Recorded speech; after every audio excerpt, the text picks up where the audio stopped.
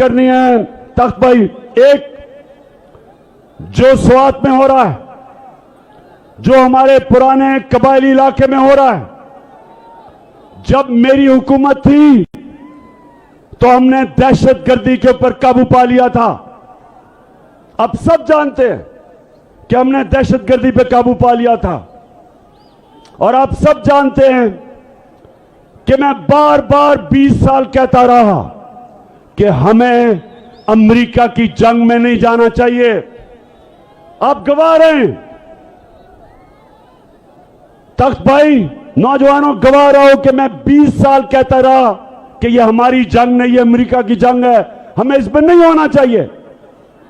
मैं कहता गया कि हमारे लोगों को किसी और की जंग में कुर्बान किया जा रहा है। 80,000 हमारे लोग कुर्बान हुए। कोई पाकिस्तान में टीटीपी नहीं थी।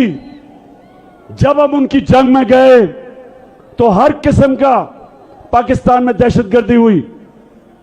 जब मेरी हुकूमत आई, आप सब गवाह हैं कि एक ड्रोन अटैक नहीं होने दिया हमने वाज़ेह तौर पे अमेरिका को कहा कि हम तुम्हारे साथ अमन में होंगे, लेकिन किसी जंग में हम तुम्हारे साथ शिरकत नहीं करेंगे। और यह अमन हो गया। अब स्वात के अंदर जो हो रहा है और कबायली इलाके में भी, जो पुराना कबायली इलाका था, मैं आज फेडरल गवर्नमेंट से पूछता हूं कि आप जिम्मेदार हैं इसके। आपने कैसे इजाजत दी? बॉर्डर आपके कंट्रोल में है और बॉर्डर से ये जो लोग आए हैं और ये जो अब दहशतगर्दी हो रही है और जो स्वात के लोगों ने कुर्बानियां दी थी, जब उन्होंने नकल मकानी की, उनके घर लूटे गए थे, उनको नुकसान हुआ। जो ज़कात देने वाले थे, नकल मकानी के बाद ज़कात लेने वाले बन गए। कुर्बानियां दी लोगों ने। हमारे सरबराह हमें अमेरिका की जंग में लेके गया और कुर्बानी अवाम ने दी, खास तौर पे कबायली इलाके की अवाम और स्वात की और मलाकंड की अवाम ने। तो मैं आज सवाल पूछता हूं, फेडरल गवर्नमेंट मुझे जवाब दो कि क्या आपका सिर्फ यह काम रह गया है कि इमरान खान के ऊपर केसेस बनाओ, उसके ऊपर झूठी केसेस बनाओ, एफआईआर करवाओ, हमारे लोगों को जेलों में डालो, मीडिया के ऊपर पाबंदियां लगाओ,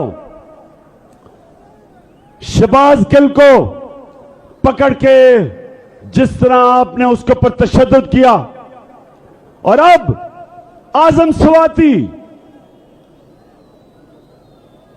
स्वाति को जो पकड़ के रात लेके गए और तशद्दुद किया, उसको भी नंगा करके तशद्दुद किया, शहबाज गिल को भी नंगा किया।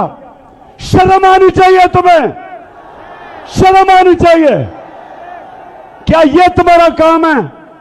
तुम्हारा काम है अमन, लॉ एंड ऑर्डर आपकी जिम्मेदारी है।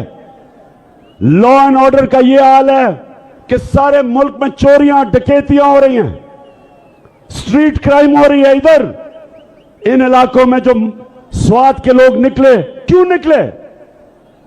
स्वात के लोग इसलिए निकले कि उन्होंने बड़ी कुर्बानी दी थी जब हमें अमेरिका की जंग में लेके गए थे। तो अब आप जिम्मेदार हैं जो हो रहा है। और महमूद खान, चीफ मिनिस्टर साहब, मैं आपको आज कह रहा हूं कि फेडरल गवर्नमेंट को से पूछें कि आप अगर जिम्मेदारी नहीं संभालेंगे तो फिर हमें संभालने दें, हम करेंगे, हम दहशतगर्दी के खिलाफ खड़े होंगे। और जो आजम स्वाति से किया, उससे पहले जो कस्टोडियल टॉर्चर बंद करके तशद्दुद किया, उससे पहले शहबाज गिल पे और फिर सहाफियों पे, मैं सारे इदारों को आज कहता हूं कि अगर आप ये समझते हैं कि तशद्दुद करके आप अपनी इज्जत करवा लेंगे गलत फहमी में ना रहें। इज्जत अल्लाह देने वाला है। आप मार के, तशद्दुद करके, जुल्म करके आज तक दुनिया की तारीख में किसी जालिम को इज्जत नहीं मिली। लोग नफरत करते हैं, लोग नफरत करते हैं जब जो जुल्म करता है। और अगर आप ये समझते हैं कि आप लोगों की राय रोक लेंगे और इस तरह के तशद्दुद करके जब सारे चोरों को छोड़ा जा रहा है, शहबाज शरीफ जैसे डाकू और इसके बेटे को बरी किया गया एफआईआर केसेस से, जो भी जिम्मेदार है उनको शर्म आनी चाहिए। आप मुल्क के गद्दार हैं, आप मुल्क से गद्दारी कर रहे हैं। जो भी इन चोरों को एनआरओ दे रहा है वो इस मुल्क का गद्दार है। मेरे नबी सल्लल्लाहु अलैहि वसल्लम ने आज से 1500 साल पहले कहा,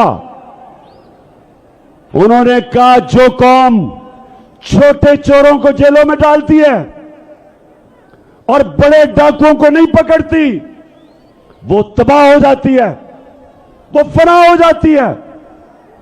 जो भी आज ये बड़े चोरों को छोड़ रहा है और एनआरओ दे रहा है वो इस मुल्क का गद्दार है और हम मुकाबला करेंगे इनका। मैं निकलूंगा इनके खिलाफ, मैं अपनी कौम को तैयार करूंगा। और तख्त भाई आप तैयार हो जाएं, आप तैयार हो जाएं, मैंने कॉल देनी है आपको, ज्यादा देर नहीं है। जो इस मुल्क में चोरों को एनआरओ दे रहे हैं और अवाम के ऊपर तशद्दुद कर रहे हैं, मीडिया को बंद करके, सोशल मीडिया के पीछे मेरे ऊपर केसेस करके, ये अपने कानों से निकाल लो, जेनों में डाल लो। सब जो समझते हैं कि अगर इमरान खान को जेल में डाल के या उसके ऊपर केसेस करके वो पीछे हट जाएगा, मैं और जोर से आपका मुकाबला करूंगा।